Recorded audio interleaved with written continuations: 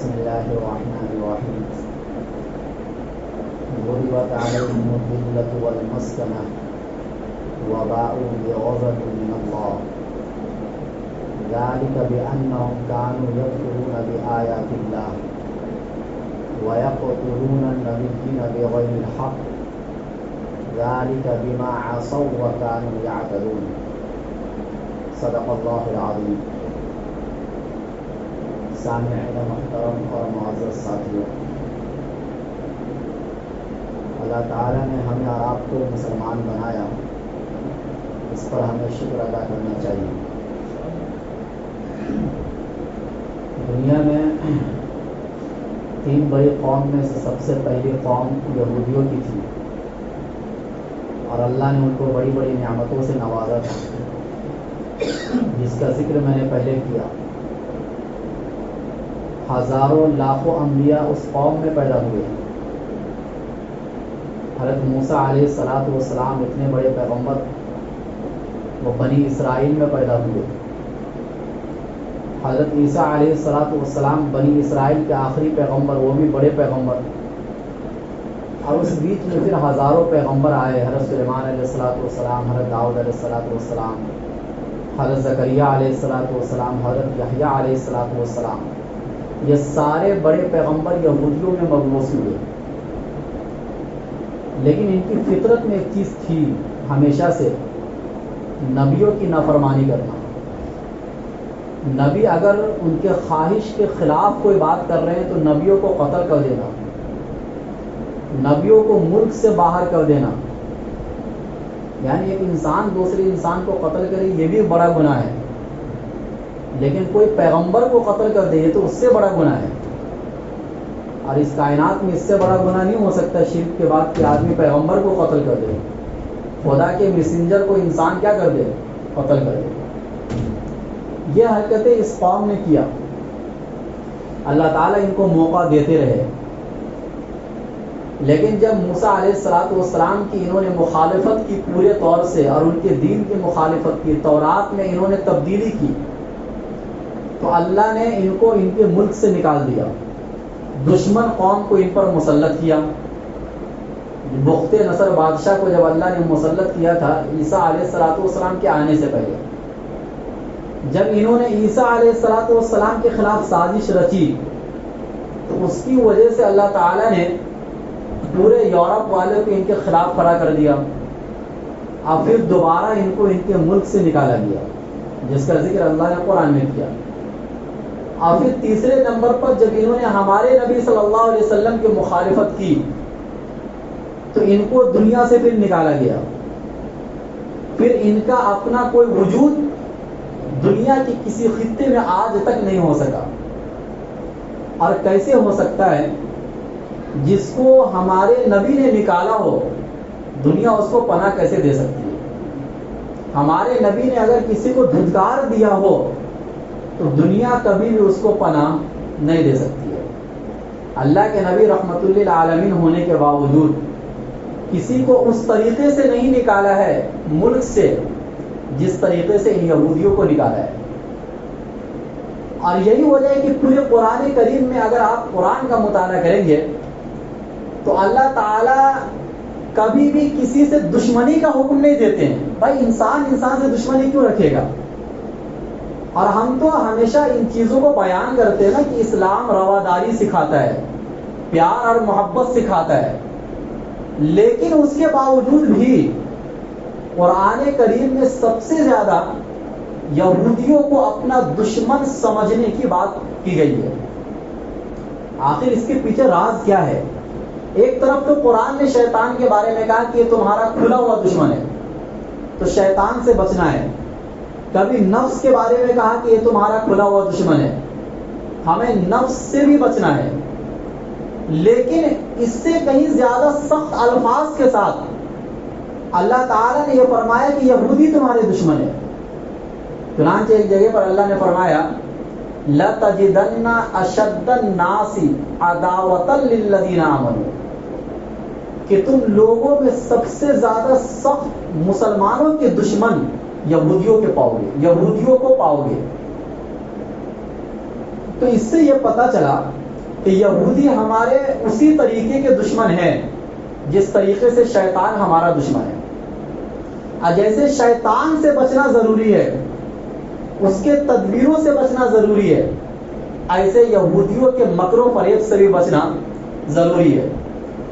اور جس طریقے سے ایک شیطان کبھی آپ کا بھلا نہیں سوچ سکتا ہے، کبھی اگر مان لیجیے شیطان آپ کو نیکی کے راستے پر لے کر آیا تو اس کے لانے میں بھی بہت زیادہ آگے کی اس کی سوچ ہے کہ بھائی پہلے اس کو نیکی کی طرف لاؤ اور اس کے بعد نیکی کے راستے سے اس کو گمراہ کرو. شیطان ایسا بھی کبھی کبھی کرتا ہے، آپ کو مسجد میں لے کر آئے گا، کچھ دنوں نماز کی توفیق مل جائے گی آپ کو، بعد میں آپ کے دل میں ریاکاری پیدا کر دے گا، وہ ساری نمازیں آپ کی کیا ہو گئی؟ بیکار ہو گئی. بعد میں آپ کے دل میں عجب، بڑا پن پیدا کر دے گا کہ بھائی میں تو نمازی ہوں. یہ کام شیطان کرتا ہے. آپ کی دوستی کسی سے کرائے گا دین کی بنیاد پر، بعد میں اس دوستی کو غلط چیزوں میں تبدیل کر دے گا. شیطان یہی کام کرتا ہے. تو اسی طریقے سے یہودی کبھی آپ سے ہاتھ ملائے تو یہ تو ہو سکتا ہے کہ وقتی طور پر آپ کو نفع پہنچا دے، لیکن اس کا دل کبھی بھی آپ کے ساتھ نہیں ہوتا. اس بات کی گواہی قرآن دیتا ہے. ان کے دل میں آپ کی دشمنی قیامت تک کے لیے ڈال ہی دی گئی ہے. مطلب یہودیت اور دشمنی اسلام کی، یہ دونوں جدا جدا نہیں ہو سکتے. یا تو وہ یہودیت سے نکل جائے اسلام میں داخل ہو جائے، اور یا یہ کہ وہ یہودی ہے تو پھر دشمن ہے مسلمانوں کے. اس لیے اللہ نے فرمایا یا ایھا الذین آمنوا لا تتخذوا الیہود والنصارى اولیاء، اے ایمان والو تم یہود و نصارہ کو اپنا دوست نہ بناؤ. بعضهم اولیاء بعض، ان میں سے ایک دوسرے کے دوست ہیں وہ لوگ آپس میں، تم اپنا دوست سمجھنے کی کوشش نہ کرنا. وَمَن يَتَوَلَّهُم مِّنكُمْ فَإِنَّهُ مِنْهُمْ، اور یہ اللہ کا فتویٰ ہے کہ جو ان سے دوستی کرے گا وہ یہودیوں میں سے ہوگا، قیامت کے دن وہ یہودیوں میں سے ہوگا. وَاللَّهُ لَا يُحِبُّ الظَّالِمِينَ، اور اللہ ظالم قوم کو پسند نہیں کرتا. پتہ چلا یہودیت سے دوستی یہ ظلم ہے، اور یہ اللہ کی آیتوں کا انکار ہے. کیونکہ اللہ تعالیٰ نے جب ان آیتوں کو بیان کیا تو اس میں کوئی تفصیل بیان نہیں کی کہ فلاں موقع پر دوستی کر لینا، فلاں موقع پر نہ کرنا، جیسے اور لوگوں کے بارے میں تفصیل ہے. نہ حدیث نے کوئی تفصیل بیان کی ہے کہ اللہ کے نبی نے فرمایا ہوا کہ کسی موقع پر ان سے دوستی کر لینا، کبھی ان سے دشمنی کر لینا. یہ دوغلا پن نہ اللہ نے ہمیں سکھلایا نہ نبی نے سکھلایا ہے. ان کو ہمیشہ دشمن ہی رکھنا ہے، اور اس کی وجہ ظاہر ہے کہ کبھی بھی انہوں نے مسلمانوں کا بھلا نہیں سوچا ہے. ہر زمانے میں جب بھی ان کو تھوڑی سی طاقت ملی ہے تو اس طاقت کا استعمال سب سے پہلے انہوں نے مسلمانوں کے خلاف کیا ہے. جب کبھی بھی ان کو تھوڑی سی بھی طاقت ملی ہے تو اس طاقت کا استعمال سب سے پہلے انہوں نے مسلمانوں کے خلاف کیا ہے. اور یہ آج سے نہیں، یہ نبی صلی اللہ علیہ وسلم کے زمانے سے چلتا ہوا آ رہا ہے. اللہ کے نبی صلی اللہ علیہ وسلم کے زمانے میں بھی نبی کے آنے سے پہلے جب ان یہودیوں کو معلوم پڑا کہ اللہ کے آخری پیغمبر آنے والے ہیں، ان کی بہت جلد پیدائش ہونے والی ہے، تیروں مدینے میں آ کر آباد ہونے لگے. کیونکہ ان کو معلوم تھا، ان کی کتاب میں لکھا تھا کہ وہ پیغمبر اسی ملک میں ہجرت کر کے آئیں گے اور یہاں سے اس پیغمبر کو پھیلنے کا موقع ملے گا. ورنہ تو پیدائش تو مکے میں ہوئی، لیکن پیدائش مکے میں ہونے کے باوجود بھی اسلام کے پھیلنے کا ذریعہ مکہ نہیں بنا بلکہ مدینہ بنا. تو مدینے میں بہت ہی کثیر تعداد میں یہودی آ کر آباد ہو گئے، اور وہ اللہ تعالیٰ سے دعا بھی کرتے تھے کہ اللہ اس پیغمبر کو جلدی بھیج دے. ان کے دل میں یہ تھا کہ جب وہ پیغمبر آئیں گے تو پوری دنیا پر ہماری حکومت ہو جائے گی. یعنی ان کے دل میں ہمیشہ سے دنیا کی ہی محبت رہی ہے. اگر یہ کسی پیغمبر سے محبت بھی کرتے ہیں تو دنیا لینے کے لیے. چنانچہ سلیمان علیہ السلام کو اپنا پیغمبر اور ہیکل سلیمانی کا دعویٰ بھی اس لیے ہے کہ ان کو معلوم تھا کہ اسی ہیکل سلیمانی کے ذریعے سے حضرت سلیمان علیہ السلام نے پوری دنیا پر حکومت کی تھی. تو اسی لیے آج بھی وہ اسی فکر میں لگے ہوئے کہ وہ چیز اگر ہمیں آج مل گئی تو دنیا پر حکومت ہماری ہوگی.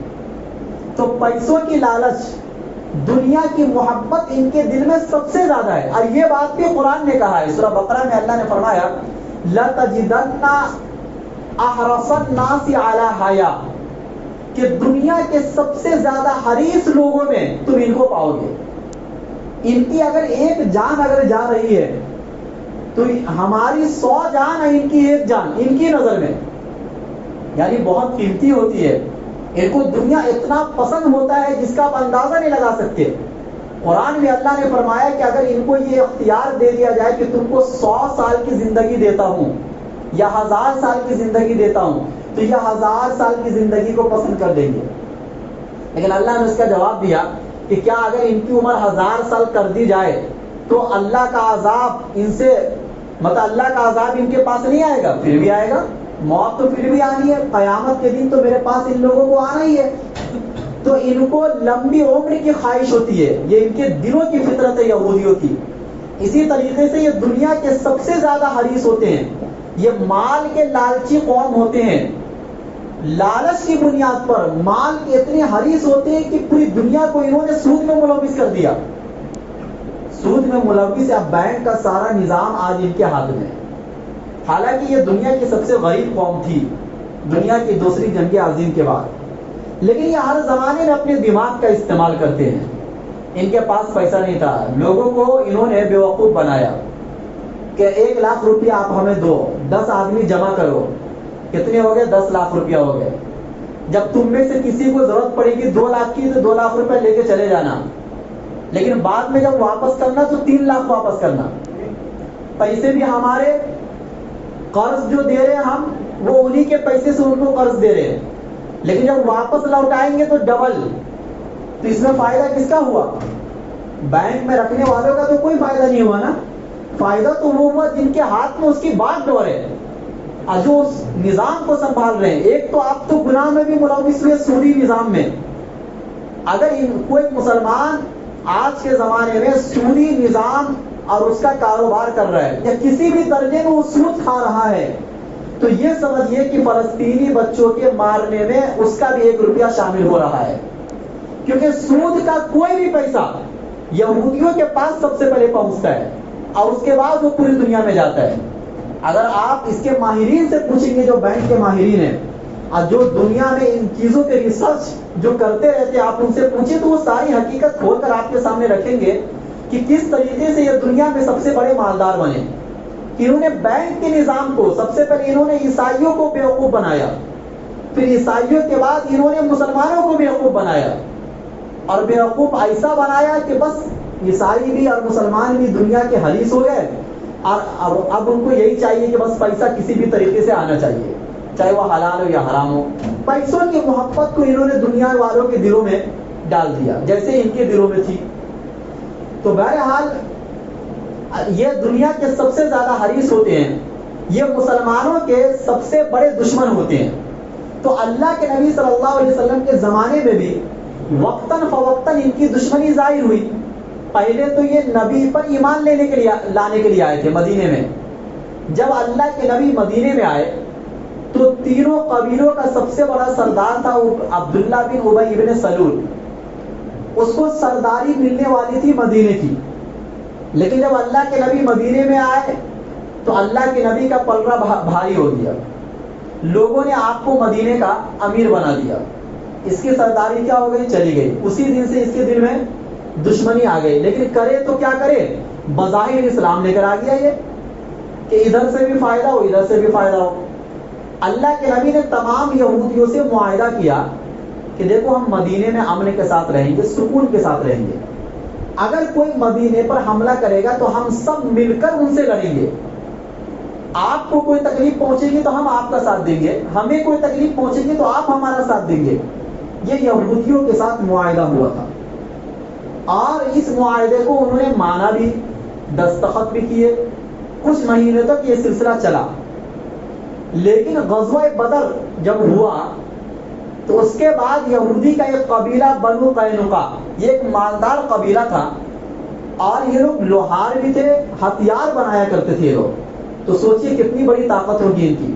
ان کے پاس 700 لوگ ہمیشہ ایسے ہوتے تھے جو فوج کے لیے تیار ہوتے تھے، اور آلات حرب استعمال کرتے تھے اور بناتے تھے. اور یہ سونار بھی تھے، یہ لوگ سونار کی دکان کیا کرتے تھے یہ لوگ. تو ایک جب مسلمان غزوہ بدر جیت کر آئے تو بنو قینقاع جو یہودی تھے، ان لوگوں نے یہ کہا کہ تم لوگ جو ہے ایک کمزور لوگ سے جیت کر آئے ہو، تمہارا مقابلہ اگر ہم سے ہو تو پھر ہم دیکھیں گے کون جیتتا کون ہارتا ہے. تمہارا مقابلہ بھی کسی مرد سے نہیں ہوا ہے، کمزور لوگوں سے ہوا ہے. یہ تانا دینا ان لوگوں نے شروع کیا. اللہ کے نبی سمجھ گئے کہ ان کے دل میں کیا ارادہ ہے. ان کو سمجھایا کہ بھائی ایسی حرکتوں سے باز آ جاؤ. پھر بھی وہ لوگ باز نہیں آئے. مسلمان کی ایک عورت ان کے بازار میں گئی کچھ بیچنے کے لیے یا کچھ خریدنے کے لیے، تو انہوں نے اس عورت کے ساتھ بدتمیزی کی، حتیٰ کہ ان کے جسم کو انہوں نے کھول دیا. تو وہیں پر ایک مسلمان تھا، ان کی غیرت گوارا نہیں کی، انہوں نے اس یہودی کو قتل کر دیا.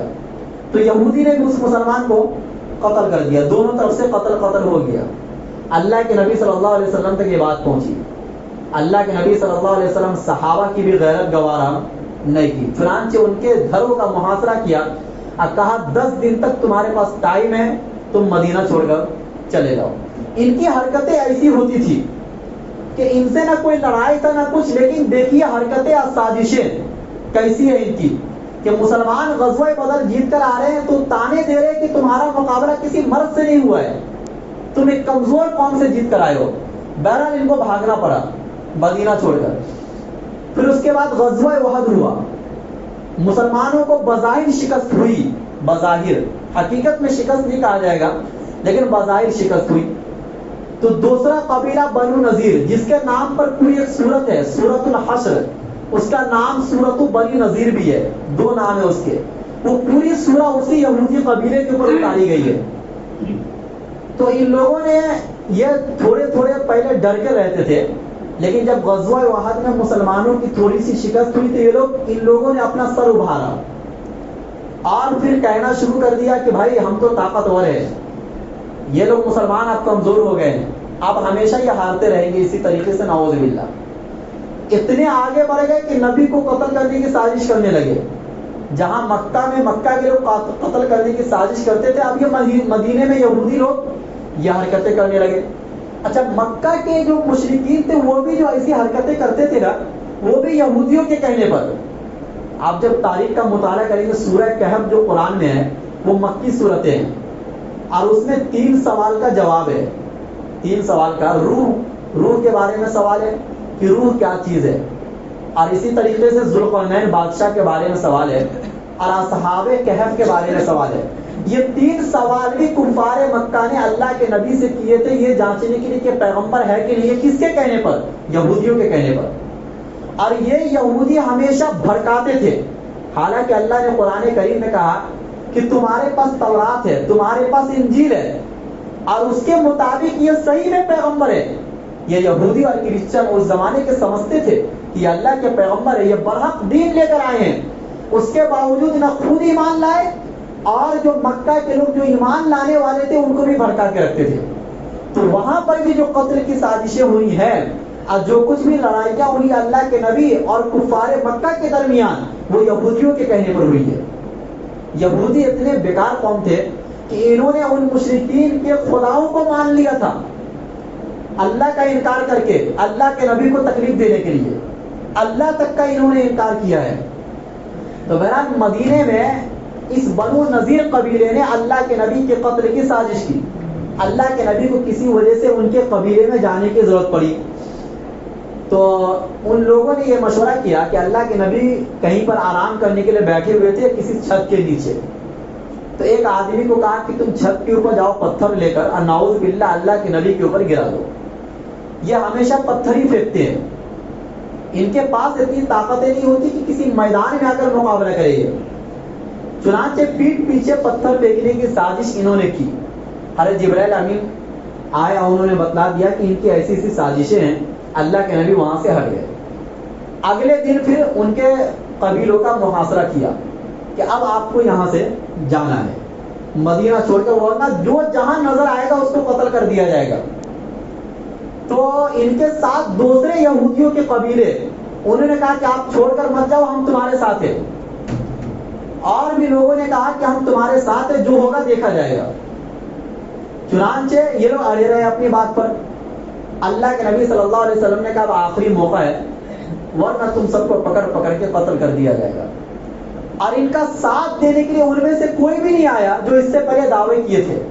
اسی کا نقشہ اللہ نے قرآن میں کھینچا ہے. ان یہودیوں کے بارے میں اس کی دلوں کی حقیقت کو اللہ نے بیان کیا جو آج تک ان میں پائی جاتی ہے کہ لأنتم اشد رہبۃ فی صدورہم من اللہ، کہ یاد رکھو یہ یہودی لوگ تم سے زیادہ ڈرتے ہیں اللہ کے مقابلے میں. ان کے دلوں میں مسلمانوں کا خوف آج بھی اللہ سے زیادہ ہے، اللہ سے زیادہ. اسی وجہ سے تو مسلمانوں کے دشمن ہیں. ہم کسی دشمنی کیوں کریں گے؟ یا تو وہ ہم سے مال میں بہت آگے ہوگا یا طاقت میں ہم سے آگے ہوگا. جو غریب ہے راستے پر چلتے پھرتے فقیروں سے آپ دشمنی کریں گے؟ کوئی بھی انسان اسے دشمنی نہیں کرے گا. دشمنی کرنے کا کوئی فائدہ ہی نہیں ہے. انسان دشمنی حسد کی بنیاد پر کرتا ہے، اور حسد اسی وجہ سے ہوتا ہے کوئی یا تو آپ سے بہت آگے بڑھ گیا مال کی وجہ سے، حسد کی وجہ سے، یا کسی بڑی نعمت کی وجہ سے. وہ نعمت آپ ان سے چھیننا چاہتے ہیں. ان کو معلوم ہے کہ مسلمان قوم ہم سے زیادہ طاقتور ہے، لہذا وہ مسلمانوں سے اللہ سے بھی زیادہ ڈرتے ہیں. لأنتم اشد رہبۃ فی صدورہم من اللہ ذلک بانہم قوم لا یفقہون. یا ایسی قوم ہے جن میں عقل نہیں ہے، جن میں سمجھداری نہیں ہے. اللہ نے فرمایا لا یقاتلونکم جمیعا الا فی قری محصنۃ او من وراء جدر. یہ یہودی وہ قوم ہے کہ یہ تم سے کبھی بھی میدان میں آ کر مقابلہ نہیں کریں گے. یاد رکھو آج تک یہودی مسلمانوں سے میدان میں آ کر مقابلہ نہیں کیے. مسلمانوں کی جتنی بھی لڑائیاں ہوئی ہیں 1400 سال کے اندر یا تو عیسائیوں سے ہوئی ہے اور یا تو کفار سے ہوئی ہے، یہودیوں سے نہیں ہوئی ہے. کیونکہ یہ ہمیشہ میدان سے پیچھے بھاگتے ہیں، دوسری قوم کو آگے رکھتے ہیں. اور آج بھی جو لڑائی ہوئی میدان کی لڑائی نہیں ہے، وہ تو پیچھے سے سپورٹ ہے. وہ لڑنے والے کوئی اور ہیں. یہودی لوگ تو خیمہ بنا بنا کر وہ اپنی پناہ گاہ تلاش کر رہے ہیں جو اصل یہودی ہے، اور وہ آگے ان لوگوں کو بڑھایا ہے جو صحیح معنوں میں یہودی نہیں ہے، جو کسی دوسری قوم کی دی ہوئی فوج ہے، وہ ان کی خود کی وہ فوج نہیں ہے. یہ ہمیشہ اس حقیقت کو یاد رکھو جو قرآن نے بیان کیا ہے کہ یہ کبھی بھی تم سے مقابلہ کرنے کے لیے میدان میں نہیں اتریں گے. لا یقاتلونکم جمیعا الا فی قری محصنہ. ہاں لڑیں گے کسی مضبوط قلعے میں بند ہو کر، کوئی محفوظ جگہ ان کی ہوگی جہاں سے یہ بمباری کر سکتے ہیں، لیکن سامنے نہیں آئیں گے. الا فی قری محصنہ او من وراء جدر. یا دیوار کے پیچھے سے پتھر پھینکیں گے یا گولی چلائیں گے. کہاں سے؟ دیوار کے پیچھے سے. یہ قرآن نے اس حقیقت کو بیان کیا اور یہ قیامت تک یہ حقیقت رہے گی ان کی. الا فی قری محصنۃ او من وراء جدر بأسهم بینہم شدید. تم کو ایسا لگتا ہے کہ یہ سب ان کے دل ملے ہوئے ہیں، حالانکہ ان کے درمیان سخت نفرتیں ہیں. یہودی کبھی بھی اپنے آپس میں بھی ایک دوسرے کے دوست نہیں ہے. لوگ یہ صرف مال کی بنیاد، یہ دنیا نے آپ کو دکھا کر رکھا ہے، بیوقوف بنایا ہے کہ یہ آپس میں ملے ہوئے ہیں، یہ سب ایک ہے. ایسا کچھ بھی نہیں ہے. یہ ہمیشہ ایک دوسرے کے بھی دشمن ہے. بأسهم بینہم شدید تحسبهم جمیعا وقلوبهم شتیٰ. تمہیں ایسا لگتا ہے کہ یہ سب ایک ہے، حالانکہ ان کے دل متفرق ہے. قرآن کا انداز دیکھو. تمہیں ایسا لگے گا اور ہمیشہ لگے گا کہ یہ سب ایک ہے، کبھی ان کے اوپر آفتیں آئیں گی تو سب ایک دوسرے کا ساتھ دیں گے، حالانکہ ایسا نہیں ہے. ان کے دل متفرق ہیں، ان کے دل بکھرے ہوئے ہیں. یہ قرآن میں سورہ حشر کے اندر یہ پوری سورہ اللہ تعالیٰ نے ان یہودیوں کے خلاف اتارا ہے، اور ان کی دلوں کی جو حسرتیں اور نفرتیں ہیں ان کو اللہ تعالیٰ نے قرآن کریم میں بیان فرمایا ہے.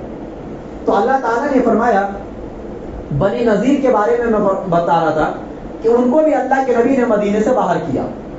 تیسرا قبیلہ بچا بنو نذیر، بنو قریظہ.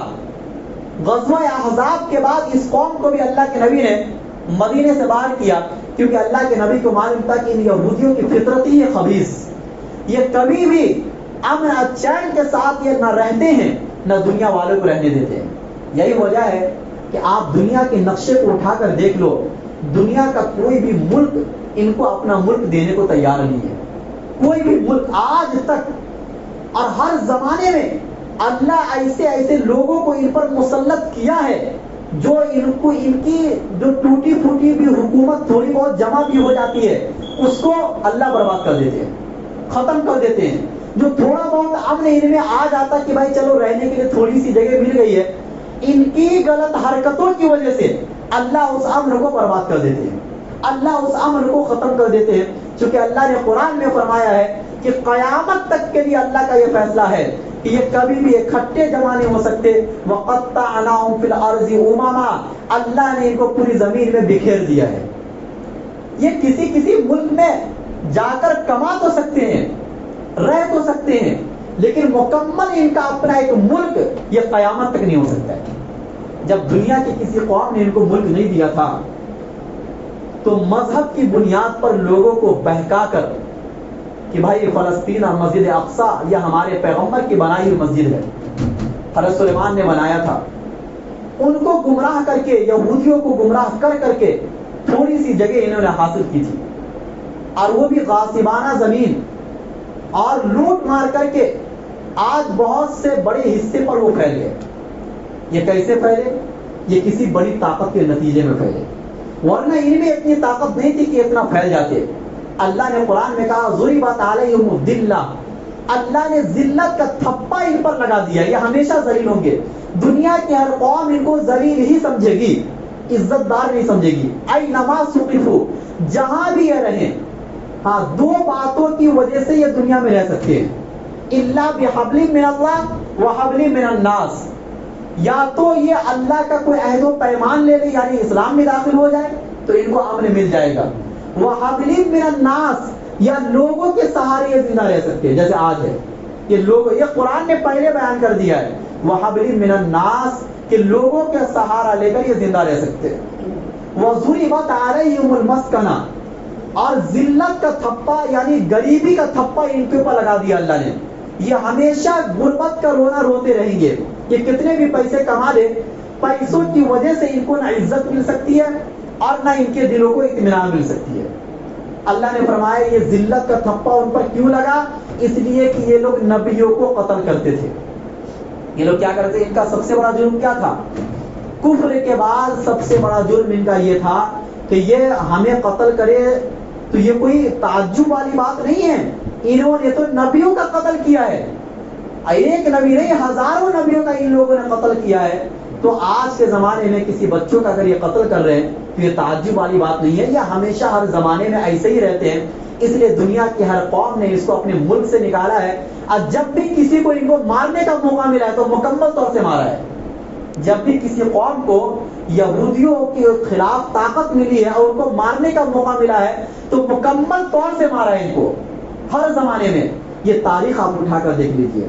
اللہ تعالی ہم سب کو یہودیوں سے دشمنی رکھنے کی توفیق نصیب فرمائے. وآخر دعوانا الحمدللہ رب العالمین.